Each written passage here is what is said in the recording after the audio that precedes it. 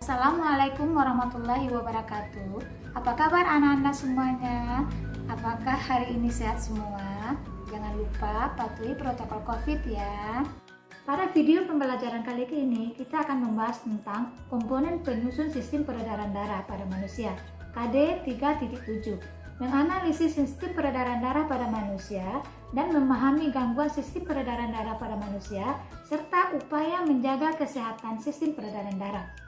Adapun tujuan pembelajaran yang akan kita harapkan dari pertemuan kali ini, setelah mengikuti proses pembelajaran, peserta didik diharapkan dapat: 1. Menjelaskan fungsi darah pada manusia. Yang kedua, menjelaskan karakteristik masing-masing penyusun darah. Yang ketiga, menjelaskan fungsi organ peredaran darah. Yang keempat, menjelaskan karakteristik dari jantung.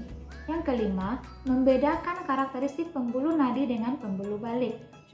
Nah, untuk lebih lanjutnya, kita harus paham dulu tentang apa itu sistem peredaran darah. Sistem peredaran darah adalah suatu sistem yang berguna untuk menyalurkan berbagai zat penting seperti makanan, oksigen dari jantung ke seluruh tubuh. Nah, pada sistem peredaran darah pada manusia ini terbagi atas dua. Ada yang dikenal dengan istilah sistem peredaran darah tertutup dan sistem peredaran darah ganda. Apa pula itu sistem peredaran darah tertutup? Sistem peredaran darah tertutup maksudnya darah mengalir di dalam pembuluh darah yang saling berhubungan. Kemudian, apa pula itu sistem peredaran darah ganda? Dalam satu kali peredaran darah, darah mengalir melewati jantung 2 kali. Yang pertama, dari jantung ke seluruh tubuh kembali ke jantung. Kemudian, darah dipompakan dari jantung ke paru-paru kembali ke jantung. Itulah yang dimaksud dengan sistem peredaran darah ganda. Bagaimana Nanda? Bisa dipahami? Nah, kalau sudah bisa, kita akan lanjut. Apa pentingnya darah bagi kehidupan? Nah, di dalam komponen peredaran darah ini, darah adalah merupakan salah satu komponennya yang sangat penting. Artinya bagi kehidupan kita, darah merupakan jaringan tubuh yang memiliki fungsi yang sangat penting untuk kelangsungan hidup. Ada 4 fungsi darah bagi tubuh. Yang pertama, darah sebagai alat pengangkut. Yang kedua, darah sebagai alat pertahanan tubuh dari penyakit. Yang ketiga, darah sebagai pengatur suhu. Yang keempat, darah melakukan proses pembekuan darah. Nah, komponen darah itu terbagi atas 2. Yang pertama ada sel-sel darah dan yang kedua ada plasma darah. Apa pula itu sel-sel darah? Sel-sel darah merupakan bagian yang padat terdiri dari 3 macam. Sel darah merah atau eritrosit berfungsi mengangkut oksigen, sari makanan, karbon dioksida, dan sisa metabolisme. Yang kedua, sel darah putih atau leukosit berfungsi memakan kuman penyakit dan mengangkut lemak. Yang ketiga, keping darah atau trombosit berfungsi untuk pembekuan darah. Bagaimana proses pembekuan darah di dalam tubuh? Itu bisa terjadi saat kita terluka, maka trombosit pecah mengeluarkan trombokinase. Kemudian trombokinase akan berubah menjadi protrombin menjadi trombin dengan bantuan vitamin K dan ion kalsium. Kemudian fibrinogen akan berubah menjadi benang-benang fibrin. Nah, benang-benang fibrin ini nanti akan menutup luka, maka berhentilah darah itu mengalir. Itulah proses dari sistem pembekuan darah. Kemudian kita akan lihat tentang plasma darah. Apa itu yang plasma darah? Plasma darah itu dia berwarna kekuningan, jumlahnya 55% dari jumlah darah. Fungsinya untuk mengangkut sari-sari makanan, hormon, sisa metabolisme. Dia mengandung adanya fibrinogen, albumin, dan globulit. Kemudian kita akan lihat perbedaan karakteristik atau ciri dari sel-sel darah. Kita akan lihat dulu yang pertama, eritrosit atau sel darah merah. Cirinya atau karakternya, sel darah merah tidak mempunyai inti, kemudian dia mempunyai hemoglobin yang berperan untuk mengikat oksigen, dan jumlahnya per milimeter kubik berkisar 4-5 juta. Sedangkan bentuk dari sel darah merah bikonkav dan lama hidupnya 120 hari, kemudian fungsinya untuk sebagai alat angkut oksigen dan karbon dioksida serta nutrisi. Kemudian yang kedua, karakteristik atau ciri dari leukosit atau sel darah putih, dia mempunyai inti sel tetapi tidak mempunyai hemoglobin. Jumlahnya 6-9.000. Bentuknya bervariasi dan dapat berubah-ubah. Waktu hidupnya 100-300 hari, kemudian fungsinya untuk kekebalan tubuh. Yang ketiga, trombosit. Trombosit ini tidak mempunyai inti dan tidak mempunyai hemoglobin. Jumlahnya 200-400.000. Bentuknya tidak beraturan, lama hidupnya 8 hari, fungsinya untuk pembekuan darah. Baiklah, untuk yang kedua kita akan bahas tentang organ peredaran darah. Organ peredaran darah ini ada dua, yang pertama jantung dan yang kedua pembuluh darah. Nah, kita akan bahas dulu yang pertama jantung. Apa pula itu jantung? Jantung berfungsi sebagai alat pompa darah ke seluruh tubuh. Letaknya di rongga dada kiri di atas diafragma. Ruang jantung terbagi atas 4 ruang. Yang pertama ada serambik kanan atau atrium kanan, berfungsi menerima darah kotor atau dari seluruh tubuh. Yang kedua, serambik kiri atau atrium kiri berfungsi menerima darah bersih dari paru-paru.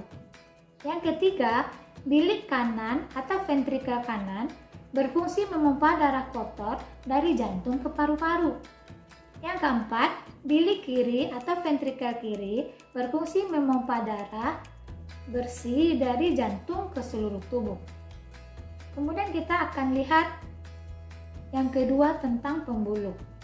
Pembuluh merupakan saluran tempat mengalirnya darah dari jantung ke seluruh tubuh dan dari seluruh tubuh kembali ke jantung. Adapun macam pembuluh darah itu ada 3. Yang pertama pembuluh nadi atau arteri, yaitu pembuluh yang mengalirkan darah dari jantung ke seluruh tubuh. Berfungsi membawa darah bersih yang kaya oksigen dan sari makanan, kecuali arteri pulmonalis. Yang kedua pembuluh balik atau vena, yaitu pembuluh yang membawa darah dari seluruh tubuh menuju jantung. Berfungsi membawa darah kotor yang kaya karbon dioksida dan sisa metabolisme, kecuali vena pulmonalis. Yang ketiga pembuluh kapiler, yaitu ujung cabang pembuluh terkecil berfungsi sebagai tempat pertukaran oksigen dengan karbon dioksida. Nah, kita akan lihat bagaimana perbedaan karakteristik atau ciri dari pembuluh ini. Kita akan bandingkan bahwa antara pembuluh nadi atau arteri dengan pembuluh balik. Yang pertama, pembuluh nadi aliran darah keluar dari jantung, sedangkan pembuluh balik aliran darah menuju jantung. Yang kedua, pembuluh nadi membawa darah bersih yang kaya O2, kecuali arteri pulmonalis. Sedangkan pembuluh vena membawa darah kotor yang kaya CO2, kecuali vena pulmonalis. Yang ketiga, pembuluh nadi atau pembuluh arteri dindingnya tebal, kuat, dan elastis. Sedangkan pembuluh balik dindingnya tipis dan kaku. Yang keempat, pembuluh nadi terletak di bagian dalam, sedangkan pembuluh balik terletak di dekat permukaan kulit. Yang kelima, denyut dari pembuluh nadi terasa, sedangkan denyut pada pembuluh balik tidak terasa. Yang keenam, jika terluka darah akan memancar kalau untuk pembuluh nadi, sedangkan pada pembuluh balik jika terluka darah cuma hanya menetes. Yang terakhir, pembuluh nadi memiliki satu katup di dekat jantung, sedangkan kalau pembuluh balik memiliki banyak katup di sepanjang pembuluh. Baiklah, kesimpulan pembelajaran kita hari ini bahwa komponen penyusun sistem darah manusia itu dia terbagi 2. Ada komponen darah, ada komponen organ peredaran darah. Kalau komponen darah itu terbagi lagi menjadi sel-sel darah dan plasma darah. Sel darah terbagi atas 3, ada sel darah merah eritrosit, ada sel darah putih leukosit, dan ada keping darah atau trombosit. Yang kedua, plasma darah itu merupakan berwarna kuning dan jumlahnya 55% dari jumlah darah.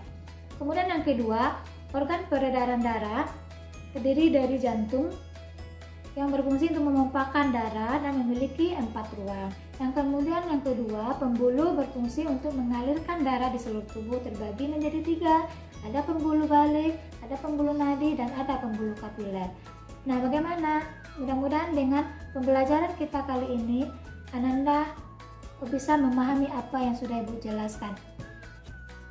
Ananda, untuk melihat sejauh mana pemahaman Ananda tentang komponen penyusun sistem peredaran darah ini, kita akan adakan evaluasi. Yaitu, silakan nanti Ananda kerjakan dan jawab soal yang sudah Ibu berikan ini. Yang pertama, jelaskan 4 fungsi darah manusia. Yang kedua, jelaskan karakteristik atau ciri ketiga macam sel darah manusia. 4, jelaskan karakteristik atau ciri organ jantung. Yang kelima, tuliskan perbedaan karakteristik ciri atau pembuluh nadi arteri dengan pembuluh balik atau vena. Nah, silakan dikerjakan. Nah, sebelum itu Ibu akan tutup pembelajaran kita kali ini. Wassalamualaikum warahmatullahi wabarakatuh.